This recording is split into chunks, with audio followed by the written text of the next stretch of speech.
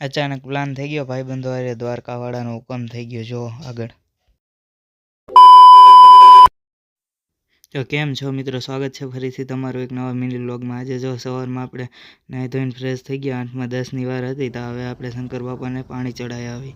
પેલું કામ આપણે ઉઠીને દરરોજનું ઈ જ છે. આજથી નહીં, 1 વર્ષ પહેલાંનું આપણે શંકર બાપાને પાણી ચડાવી. બાકી સવારનો નજારો જોઈ લ્યો, કેવો મસ્તીનો છે.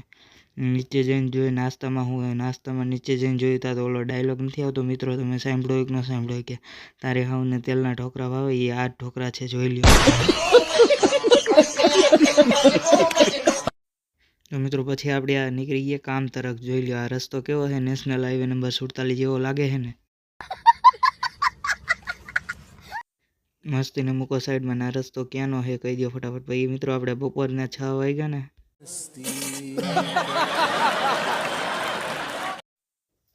મિત્રો મસ્તી કરતો તો બપોરના નહીં, સાંજના 6 વાગી ગયા હતા. આપણે થઈ ગયો તો ભાઈબંધો હારે દ્વારકા જવાનો પ્લાન. ફાઇનલી દ્વારકાવાળાનો હુકમ થઈ ગયો. બાકી જો આપણી તૈયારી જોઈ લ્યો, ત્યારે કહી લીધી. આપણે 11:30ની ટ્રેન છે, વહી નીકળી જો આપણે શંકર બાપાને પગે લાગીને ડાયરેક્ટ ભાગી રેલવે સ્ટેશન બાજુ. નકામી ટ્રેન આપને મૂકીને ક્યાંક વહી જાય તો આ રેલગાડી તો બહાર આવી ગઈ રેલવે સ્ટેશનની.